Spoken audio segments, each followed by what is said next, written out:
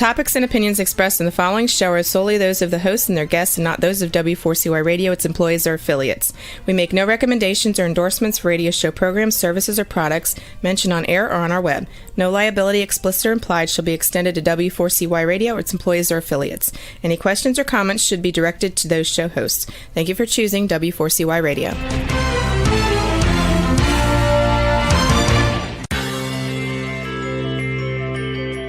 Who is January Jones? She is not a young, beautiful, talented actress on Mad Men. She is not an older, gorgeous, exotic dancer from the Johnny Carson Show. She is an author, and she wrote Thou Shalt Not Whine, the 11th Commandment, that reached #1 at Amazon.com. She is a reality TV golf personality with World High Stakes Golf televised on HDNet. She is a humorist and winologist expert. She is your featured host today on January Jones Sharing Success Stories. So sit back, relax, and get ready to laugh and listen to Ms. Jones with her eclectic roster of guests as you learn life's lessons. These stories plus sharing equals success. Welcome, and remember, beware, because you are entering the no whining world of January Jones.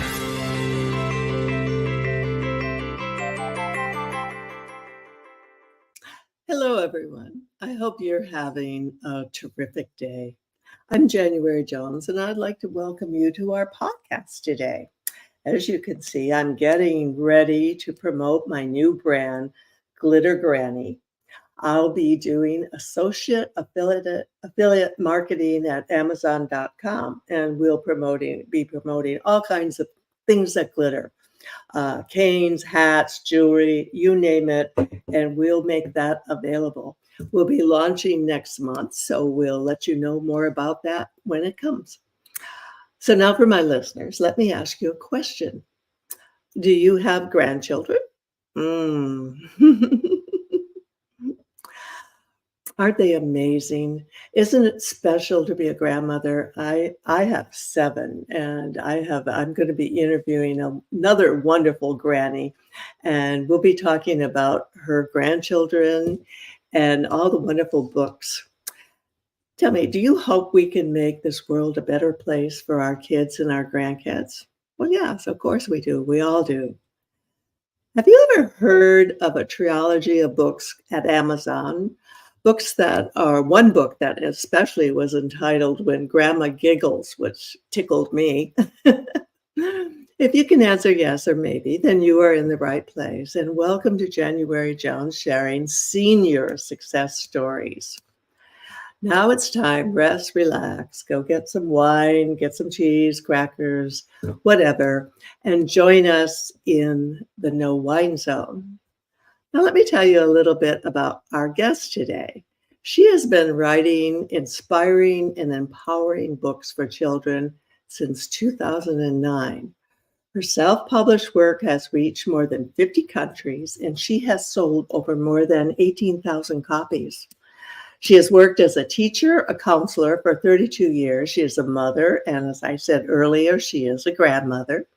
She's been inspired by her students starting in classes K through 12, and she has taught, and her children and grandchildren continue to teach her and have inspired her work.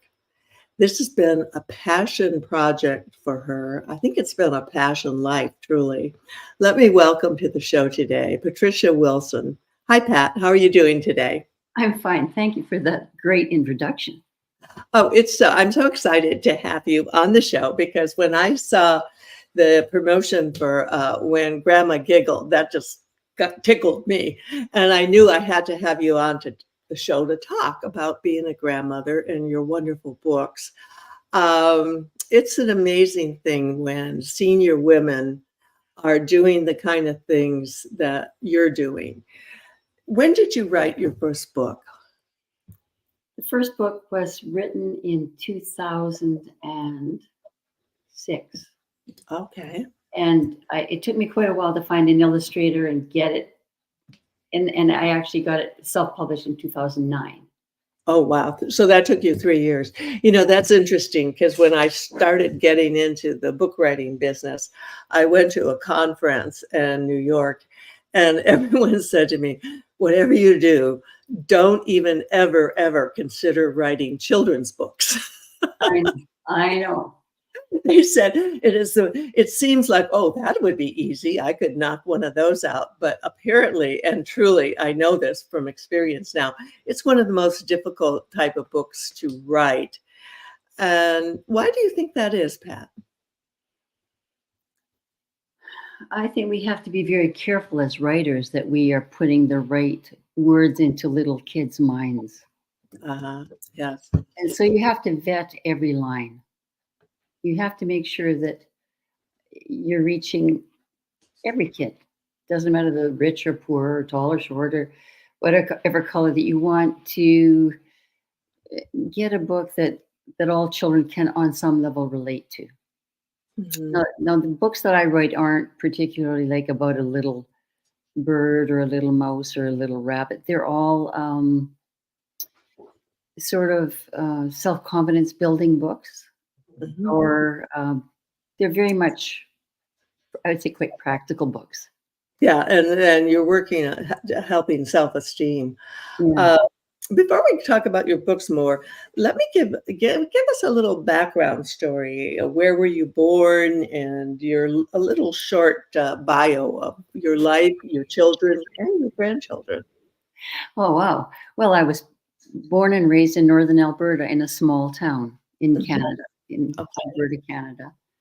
And I went to university and took a Bachelor of Education degree and started teaching just after I turned 20. Okay.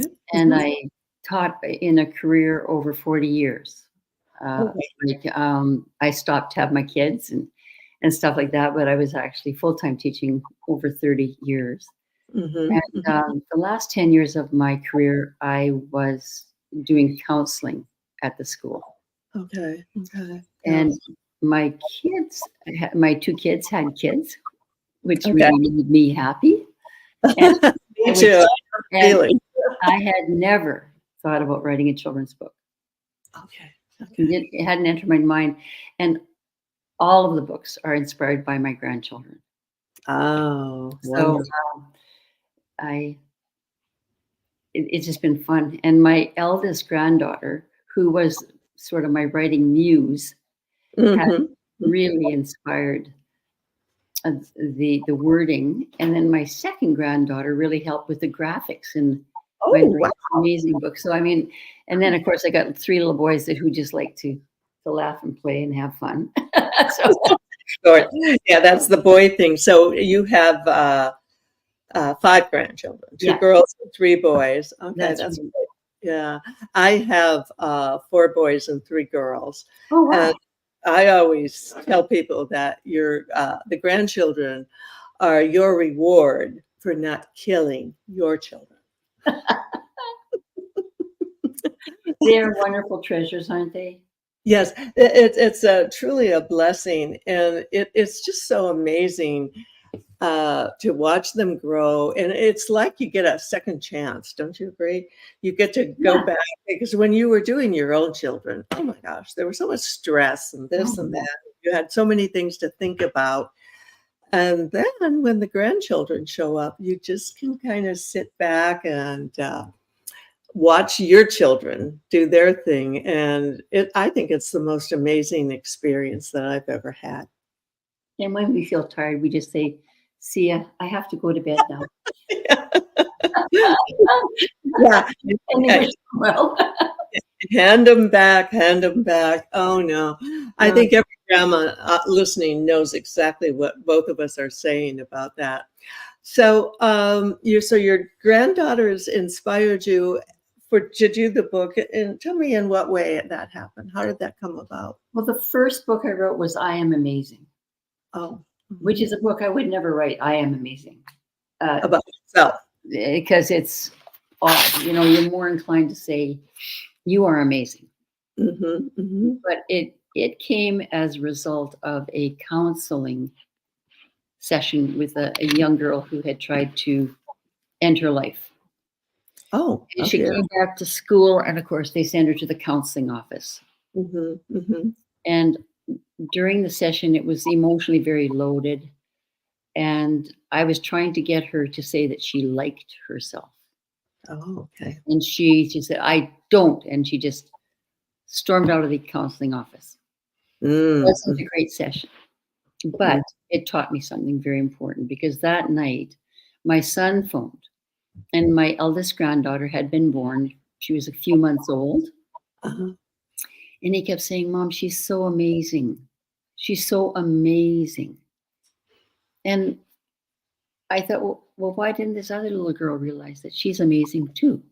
Mm-hmm, mm-hmm. But I didn't give it a thought. And the next morning I awakened, and without coffee, I went to the next room, Uh-huh. and it's like I caught the news. The book came tumbling in, and I had I Am Amazing, We Are Amazing, Life is Amazing in a skeleton form. Okay. It just came to you. It just came bloom, bloom, like that. And you've never written a book before? No. Okay. I love this story. This is a good one. and so, like, what do you do with it? You want to change it to You Are Amazing because it's more socially acceptable. Mm-hmm. But then I just thought, and then at first the original book was just affirmations, a list of affirmations. And my friends, and affirmations. But then my friends thought that it was kind of dry, so they asked me to rhyme it somehow. Oh, okay. And I'm sure you know this, January, but writing is cutting. Mm-hmm. You know, you cut, you write, you cut, you write, edit. Yeah, Because my little book is this big. It's a tiny book. Mm-hmm. It's 6 by 6 inches. It's got 32 pages. Uh-huh. And you have to get everything you want to say in between 400 and 500 words. Oh, wow. And so, oh, wow. So I did the first one, and I found a fantastic illustrator who at first had made this little figure, had put little clothes on the figures, and had a tall one and a short one and a black one, and she had tried to make it as inclusive. Oh, sure. Yeah. As possible. Mm-hmm. But after a year, she showed me all her drawings, and I was so excited. Mm-hmm. And she said, "Can I do it again?" Okay, yeah, And I said, "Well, sure." And so she came up with this little figure. This little figure has no gender. I know. No, nothing that will divide this. I'm looking at it. And so it's sort of like I call the little figures little soulkins. Okay. Because I believe we all have a soul, and I believe we're all related. But that's me. That's me. But these. I love that she put the little heart. The little heart. I mean, that just says it all. And the figure, it's amazing. It's brilliant, actually, in my opinion. It is. She's a brilliant artist. And so she did all three of them. She did I Am Amazing. It took me a long time to do We Are Amazing, because I was listening to too much news. I gotcha. You know what, Pat? While we're sharing a little laugh, I'm going to take a break here and share with our listeners that if you are a whiner, and if you know a whiner, this is sounds like a great book. The book for you. Lately, there's a whining epidemic in our world. People are even whining about whining. Are you sick and tired of listening to everyone whining all the time? So was January Jones, the author of Thou Shalt Not Whine, the 11th Commandment, that reached #1 at Amazon.com. Ms. Jones based her book on a survey of the top 10 things that people whine about at all ages and all stages of life. January is a success coach that can tell you how to help others. When you buy Thou Shalt Not Whine, the 11th Commandment, you'll find out what people whine about and how to stop them from whining. This is the perfect gift book to give or get for any occasion. Thou Shalt Not Whine was voted the best gift to be given anonymously for those special people in your life. Ms. Jones is an internationally known author in the style of Irma Bombeck, specializing in housewife humor, with her book being published in Korea and China. You can find Thou Shall Not Whine at Amazon.com. Welcome back with one of my new senior best friends, Patricia Wilson. And she is not a whiner because she is a winner. Of course she is. And Pat, could you share with our listeners your contact information now and where they can get your book? And let's get that out there. But first, congratulations. Number one on Amazon.ca. That's great. Many years ago, but wonderful nevertheless. Yeah, wonderful. I agree with you. Whining, I like people to find a solution rather than spend time whining. I mean, mention it once, but gee, it gets repetitive, right? Oh, yeah. So nicely done. I'll look forward to seeing that book. My books are available on Amazon.ca, not .com. They're Amazon.ca. Okay. Canadian. Oh, Canadian. Okay. I don't know. You might have to find it through PR Wilson Books. In the Amazon thing, and PR Wilson Books might be a way to get in, but you can do it with the titles. Okay. Yeah. And your website, I'm looking at it here, is amazingbooks.com, right? .ca. .ca. Oh, okay. Yeah, I did them both Canadian. And info at amazingbooks.ca is my website, is my email. Info at amazingbooks.ca. Okay. Well, I did Amazing Books and it came up. So I was thrilled to see it. And the books are incredible. They're just like Thou Shalt Not Whine. These are great books to give or to get for people. If you have a time when you need to give a sweet little gift to any of your loved ones or friends or other grannies who are raising grandchildren and dealing with little ones, these books are incredible. I would recommend them highly. And how old were you? Let me ask you, how old were you when you wrote I Am Amazing? Well, I was born in 48. Mm-hmm. And that was in 2006. So it's almost 60. And so you started in 2006. Yeah. Yeah. Would that make me 58? You do the math. No, don't ask me about math. That's not my thing. But what I love about it is I was 50 when I wrote my first book, and you were into your 60s. And it's just this amazing superpower that seems to come once you become a granny. And all of a sudden, you're thinking things and doing things previously never would have been possible because you were so busy raising kids. Don't you think that's true? I agree. Yeah. And I grew up, I wrote I Am Amazing, I published it in 2009. Mm-hmm. We Are Amazing, I waited till 2016, so 7 years later. Wow. Okay. And then Life is Amazing, I published in 2022. Oh, 2021. Okay. And, I grew up with the books. Yeah. Okay. I had written Life is Amazing. You can imagine writing Life is Amazing. I started with how little caterpillars go into a cocoon and come out butterflies and all these things. But then you would have a book this thick about what's being amazing. So you had to find a way to hone it down. So I was able to find it.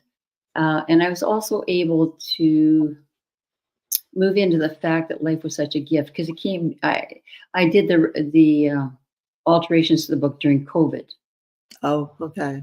And you can't be too glib about what happened in COVID. Oh, so so many lives were changed and lost. And so you don't want to make light of Life is Amazing.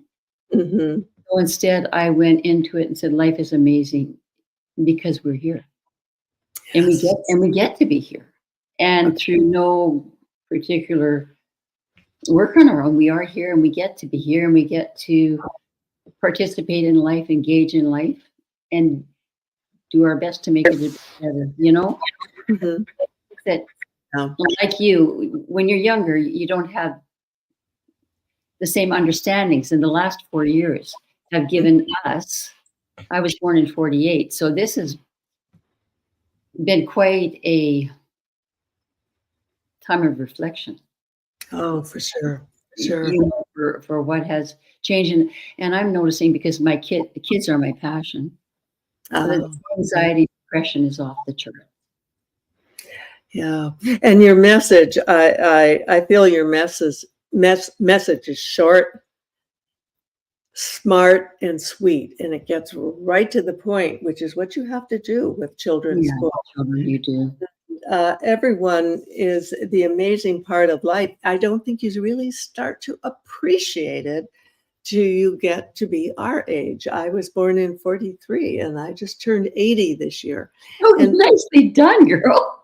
and that's a celebration, because I never thought I'd ever live this long. I mean, I'm the first one in my family to reach the 80 number. And what a gift to be able to share this experience. Don't you agree? Well, that's wonderful. I agree with you. And there is something that you just feel lucky to be alive when you look around. Yeah. Mm-hmm. So the Grandma Giggled came. That book came when my two little girls and my daughter-in-law were watching a very simple little show on DVD. It had subtitles, and it was about these little kids had a frog with a broken leg. They took it to the vet. The vet was an older woman. At the end of it, they go out to the pasture to let the little frog go. And when the vet leans down to release the little frog, she farts. And her little dress goes out poof, like this. Well, my kids were hysterical. And I thought, like, farts are so funny. So then the Grandma Giggle, of course, I'm an English teacher too. Oh, right. Yeah. So I had to start with when Grandma giggled, Silly Salmon smiled. And when Silly Salmon smiled, Goofy Goose grinned. And I went on and on until I got to the second one, when Rambo Rhino roared, Kooky Crows cracked up. When Kooky Crows cracked up, Laffy Llama lost it. And when Laffy Llama lost it, Funny Frog, and there's one word, farted. And it only took 10 minutes to write that book. Oh, really? Oh, gosh. It was really, I mean, I had to give the little, I had to do alliteration with the names, like Laffy Llama and Goofy Goose and stuff like that. And then my artist friend Irene did this one, and that one was very challenging, to make animals corny without being too over the top. I thought she did a remarkable job on the art. And she put a little tiny slug in all the pictures. Tiny little slug, smiley slug, is in every little picture. You can have to find it in every page. Oh, it's hidden. Oh, yeah. Oh, kids love that. Kids love that. Well, this is wonderful visiting with Patricia Wilson. And right now we're going to take a break and share a book I wrote when 30 years ago. Oh, yeah. I was 50. I wrote this book. What an amazing experience. Let me ask you a question. Are you still wondering who killed Kennedy? Over 50 years later, the assassination is still a mystery. It is unfinished business for our country. Now, get ready for a theory that you've never heard before, but will make more sense than any other conspiracy theory that you've ever heard in the past. January Jones speaks the unspeakable in her book, Jackie, Ari, and Jack, The tragic love triangle connecting Jackie and Aristotle Onassis romantically prior to JFK's assassination. Did you know that Ari was Jackie's guest in the White House during the JFK funeral? He was the only non-family member who was invited by Jackie to stay there during the funeral. Aristotle Onassis was one of the wealthiest men in the world, with the means, the motive, and the money to order an assassination that was the perfect crime of the last century. Ari needed class, and Jackie needed cash. They were perfect for each other. Now, what is Camelot? It is but another tragic love triangle. Jackie, Ari, and Jack is available at JanuaryJones.com, Amazon.com, and audiobooks.com, read by Ms. Jones.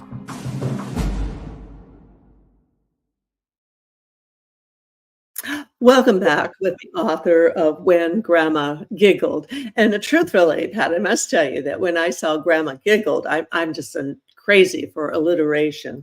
And my new website project is Glitter Granny Gifts. And when Grandma Giggled, that just hit the button for me. I knew I had to have you on this show. When did you write that book?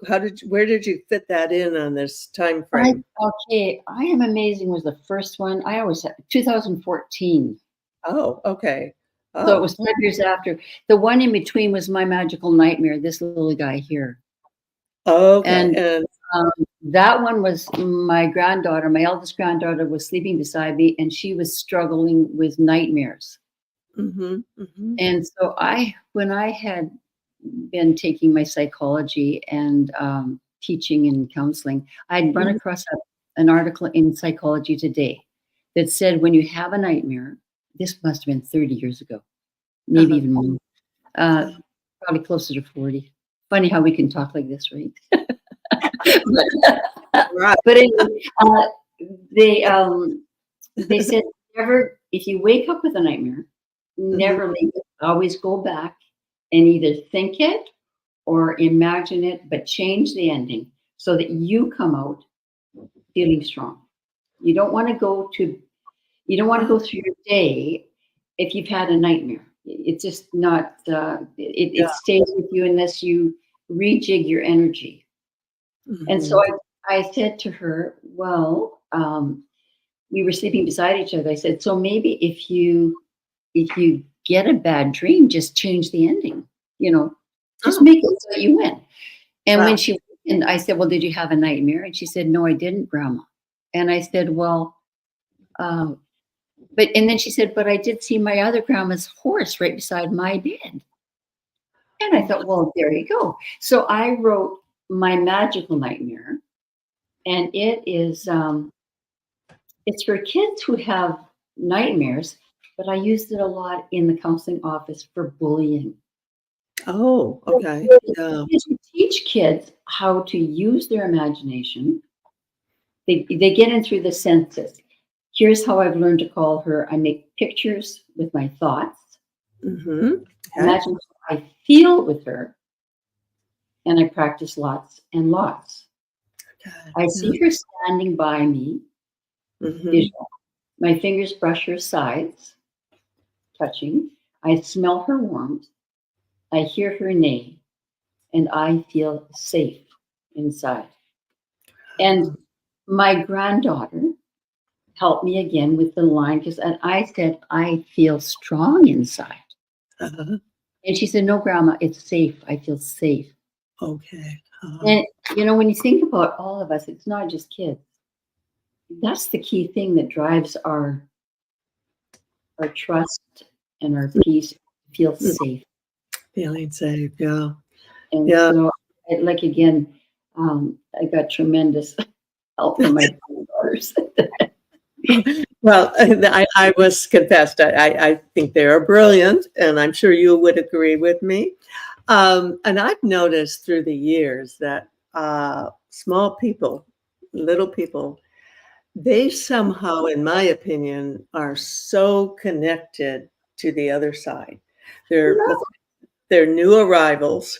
They are. It's a whole new experience for them, and I think their DNA brings along some things, because I know several of my grandchildren have said things to me that were just incredible things that they had experienced with another grandmother and in another life. And they'd say, well, do you remember when such and such thing happened?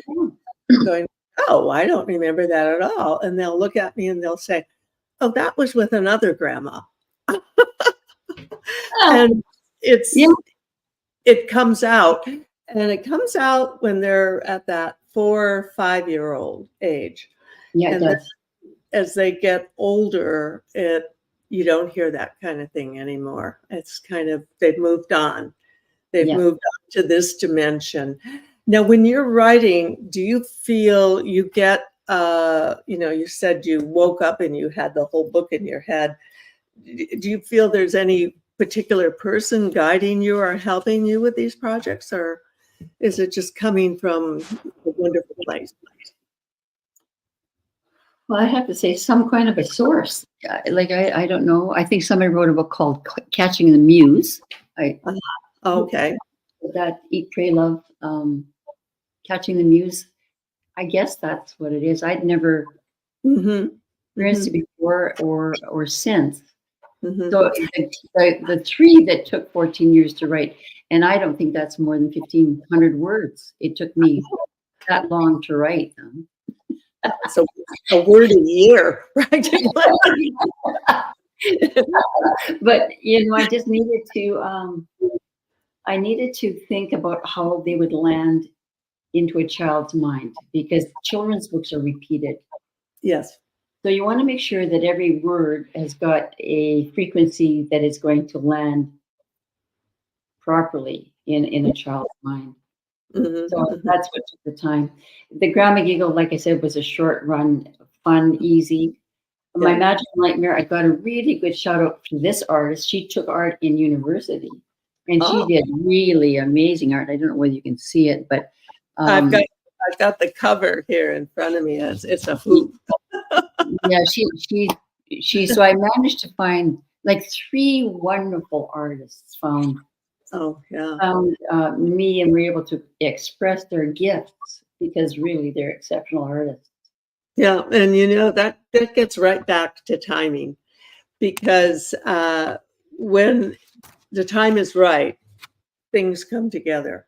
And sometimes you have no idea how that could happen, but all of a sudden things come to you, and when the time is right, there they are. It's wonderful the way it works, isn't it? Yeah, absolutely.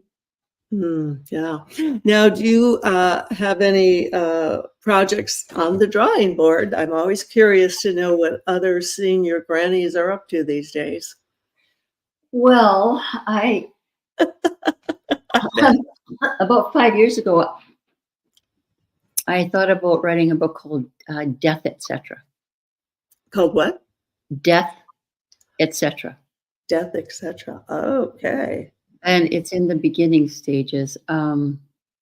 With my experience of death, I listened to your podcast with the young woman who wrote about The Undertaker's writing about her experiences, and mine would be sort of my take on it, but sort of putting a light spin on it as well. Like, you can't deal with that topic flippantly, of course, but my greatest teacher was a woman who had early onset Parkinson's. So she got it when she was 49, and I watched her every step of the way for 16 years. And then she hired me to be her counselor. And I said, no, I wouldn't accept money. She said, well, then I won't pay anybody, and I sure need help. So she made me take $40 an hour. I couldn't tell her what to do. And she did make the difficult decision to have medical assistance in dying. And so I was with her through that whole process, and I gained an unbelievable understanding and respect for that decision, and for the things that she had to stand up against. A lot of people were saying that she was committing suicide. Oh, yeah. She understood that she couldn't live without the medication she was on. Yeah. And so basically all she was doing was getting off meds with help from the system, Okay. because it was the medications that kept her alive. So she was Yeah. able to get off her meds and move forward. And yeah, it was an exceptionally inspirational, hard to put it into words. It was an exceptional experience. That's so special. And thank you so much for sharing that. I know that is difficult sometimes to talk about death.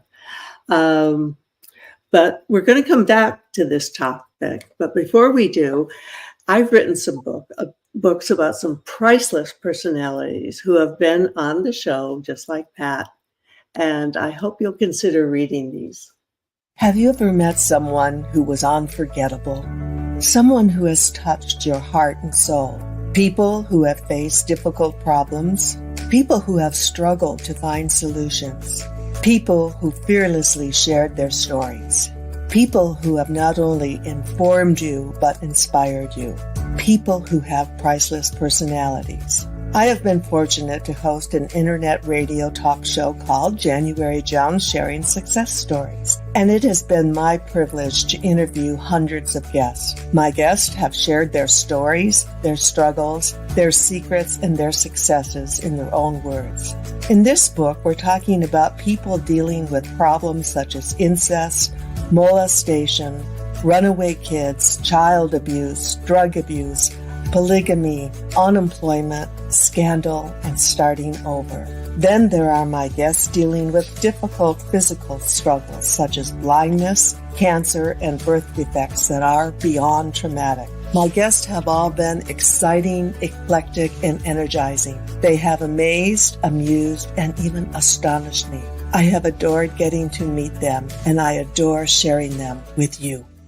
Attention all listeners. Priceless Personalities, Success Stories Shared by January Jones, Volume 2 is now available at Amazon.com in paperback and Kindle editions. You'll be able to meet 10 amazing people who will be sharing their own personal stories with all their struggles, successes, and solutions, sprinkled with lots of humor and hope. Priceless Personalities features a teenager who becomes one of the famous Supremes from Motown, a nurse who as a humorist helps people to heal, an inspiring laughter yoga instructor, a mother dealing with the loss of a child, an incredible motivational speaker, a woman who married 5 times, a gifted paranormal nurse, a wise economist, a funny female humorist, along with an older man sharing his sweet childhood in the Deep South. January's guests are all amazing and amusing. You will never forget meeting them. Go to Amazon.com for your own priceless experience.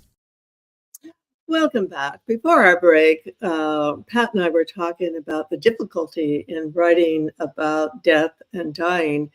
And briefly, I want to share with you that the genesis of Thou Shalt Not Whine, my first title, I had lost a dear friend, and she bravely passed over. And I wanted to write a book called Dying Without Whining, which I copyrighted, and I had that all ready to go. And of course, the book was done, and all the publishers said, no, you can't write a book about dying because no one will want to read it. It's too depressing. So then we came up with the 11th commandment.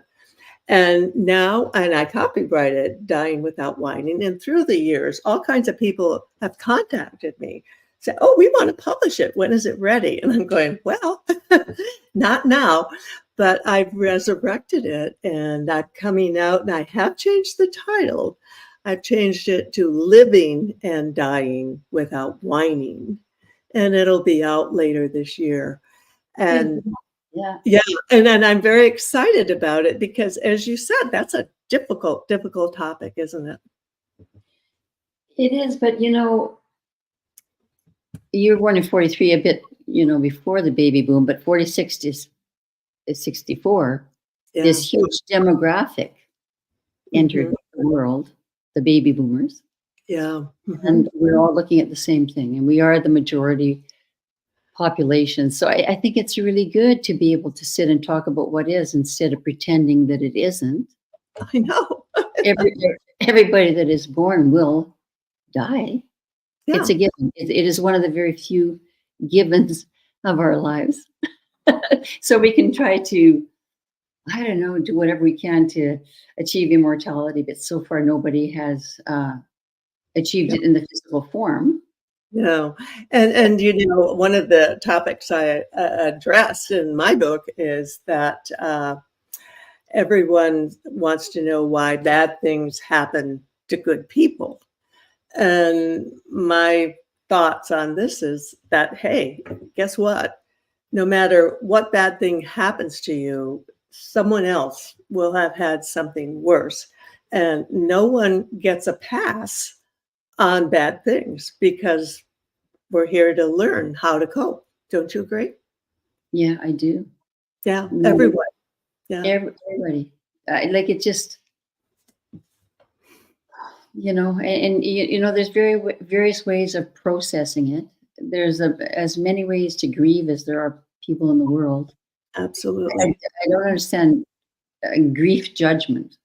Yeah. Oh, I just, you're judging an emotional experience, but I guess that's what people are people. But yeah, I think it is the one that I myself think it's really good to talk about it.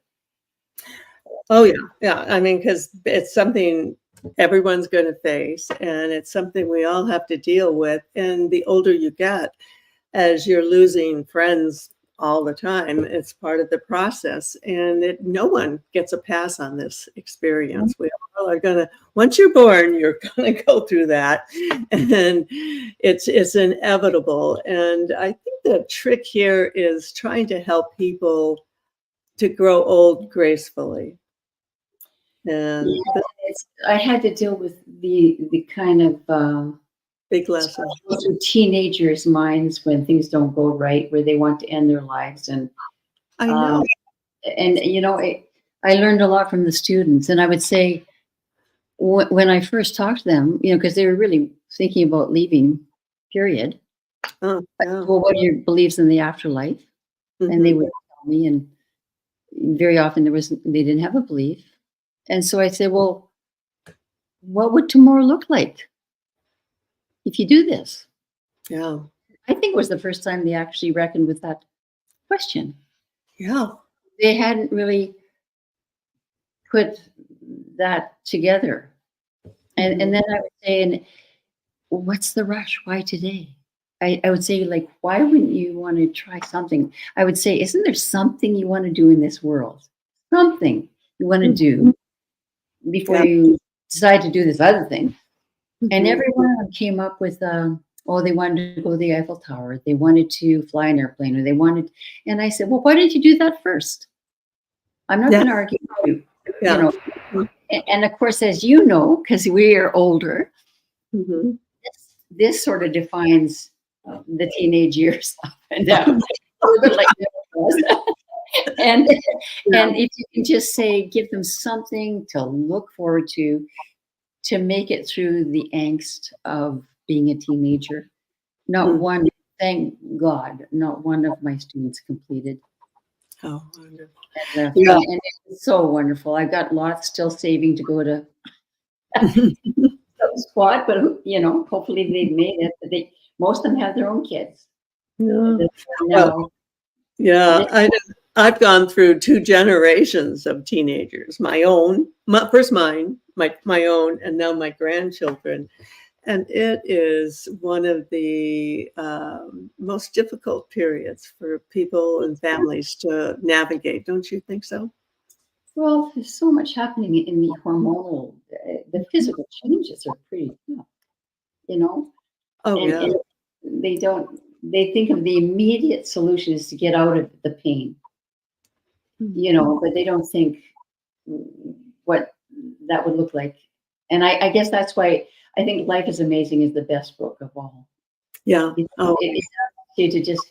to just understand that life is amazing because we're here and we can give back to life in some way, that we've been given this gift of life, and in our life we can give back. And I don't know, it took 14 years to write a few hundred words, but It was, believe me, it was worth the wait. And it's so wonderful to share this book with everyone. And I'm so glad I could have you on our podcast today. I have to do one more question. And this is something I ask everyone before we end the podcast. Now, if you could choose one person, living or dead, to have dinner with, besides me, who would you choose?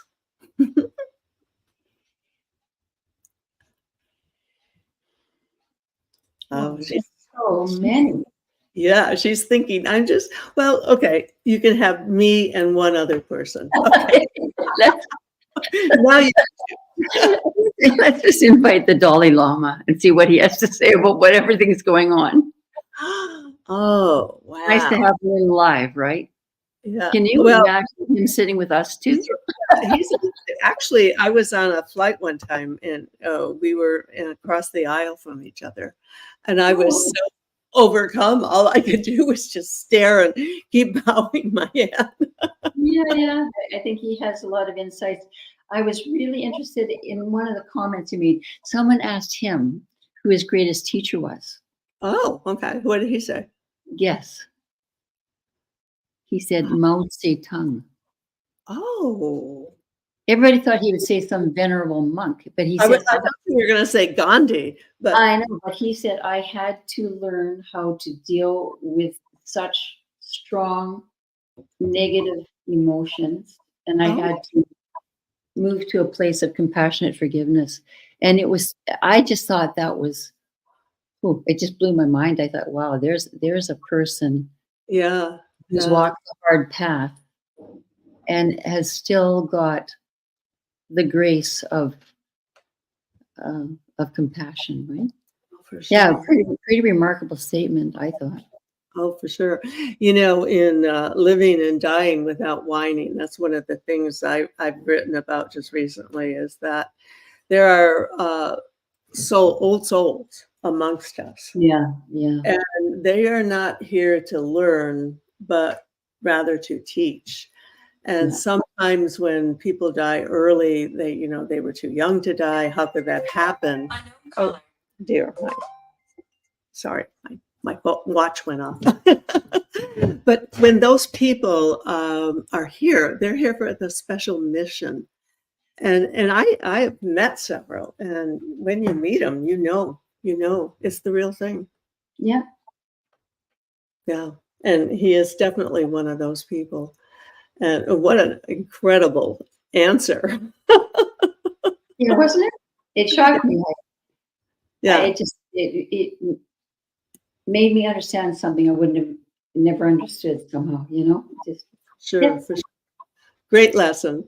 Well, we have to close out now. And to my dear listeners, I hope you've enjoyed our time together today. We've tried to be informative. We've tried to be inspiring.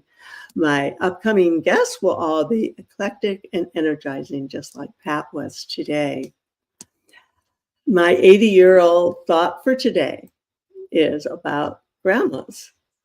Remember, grandmas are just like your mamas. However, without any rules and lots of cookies. So, Pat, thank you so much. And thank you, everyone, for entering the No Wine Zone. And please share our stories and show with everyone you know. Remember, you need to stop whining right now and then start smiling. And if that doesn't work, then you can start eating chocolate, lots and lots of chocolate. Signing off, January Jones, the Glitter Granny. Goodbye, Pat, and come back anytime. I loved having you with us. Now, everyone, take care and stay safe until we meet again. Thank you. We want to thank you for listening to January Jones Sharing Success Stories. Always remember Ms. Jones' personal mantra, if you can think it, you can do it. That's what all of our guests have done with their lives, and so can you. You are the ultimate success coach in your own life. All you need to do will be to start sharing your own story with your family and friends. We hope that our guest stories will encourage you to explore an equation in your future that will combine your creativity plus connecting with others will enable you to be successful too. Always remember, your passion plus your purpose will equal prosperity as you explore the wonderful world of January Jones.